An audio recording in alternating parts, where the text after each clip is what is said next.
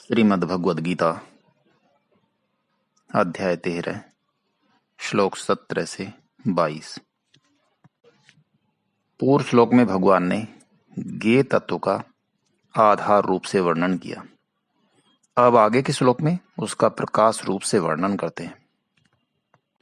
ज्योतिषाम अपि तज्ज्योतिष तम से परम उच्यते ज्ञानम ज्ञेयम ज्ञान गम्यम हृदि सर्वस्व विशिष्टतम। वे परमात्मा संपूर्ण ज्योतियों के भी ज्योति और अज्ञान से अत्यंत परे कहे गए हैं। वे ज्ञान स्वरूप, जानने योग्य, ज्ञान से प्राप्त करने योग्य और सबके हृदय में विराजमान है। पहले श्लोक से 17वें श्लोक तक क्षेत्र, ज्ञान और ज्ञेय का जो वर्णन हुआ है, अब आगे के श्लोक में फल सहित उसका उपसंहार करते हैं। इति क्षेत्रम तथा ज्ञानम ज्ञेयम च उक्त समासते मद भक्ता एतत् विज्ञाय मद भावाय उपपद्यते। इस प्रकार क्षेत्र तथा ज्ञान और ज्ञेय को संक्षेप से कहा गया है। मेरा भक्त इसको तत्व से जानकर मेरे भाव को प्राप्त हो जाता है। इसी अध्याय के पहले और दूसरे श्लोक में जिस क्षेत्र और क्षेत्रज्ञ का संक्षेप से वर्णन किया था, उसी का विस्तार से वर्णन करने के लिए आगे का प्रकरण आरंभ करते हैं। प्रकृतिम पुरुषम चैव विद्यनादि उभावपि विकारानस्य गुणांश्च विद्धि प्रकृति संभवान कार्यकरण कर्तृत्वे हेतु प्रकृतिर उच्यते पुरुष सुख दुखानाम भोक्तृत्वे हेतुर उच्यते।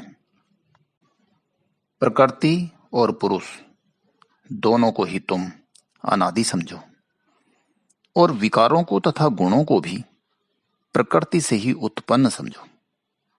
कार्य और करण के द्वारा होने वाली क्रियाओं को उत्पन्न करने में प्रकृति हेतु कही जाती है और सुख दुखों के भोक्तापन में पुरुष हेतु कहा जाता है।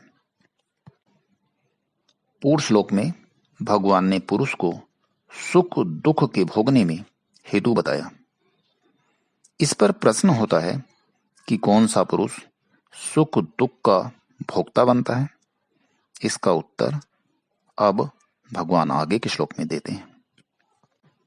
पुरुष प्रकृति स्थो ही भुंक्ते प्रकृति जान गुणान कारणम गुण संगोस्य सद सद्योनि जन्मसु। प्रकृति में स्थित पुरुष अर्थात जीव ही प्रकृति जन्य गुणों का भोक्ता बनता है और गुणों का संग ही इसके ऊंच नीच योनियों में जन्म लेने का कारण बनता है। 19वें, 20वें और 21वें श्लोक में प्रकृति और पुरुष का वर्णन हुआ। अब आगे के श्लोक में पुरुष का विशेषता से वर्णन करते हैं।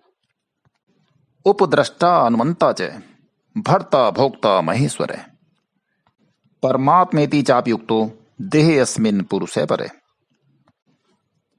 यह पुरुष शरीर के साथ संबंध रखने से उपद्रष्टा, उसके साथ मिलकर सम्मति अनुमति देने से अनुमंता, अपने को उसका भरण पोषण करने वाला मानने से भर्ता, उसके संग से सुख दुख भोगने से भोक्ता और अपने को उसका स्वामी मानने से महेश्वर बन जाता है।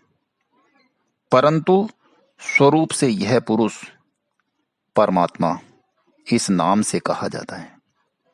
यह इस देह में रहता हुआ भी देह से पर अर्थात सर्वथा संबंध रहित ही है।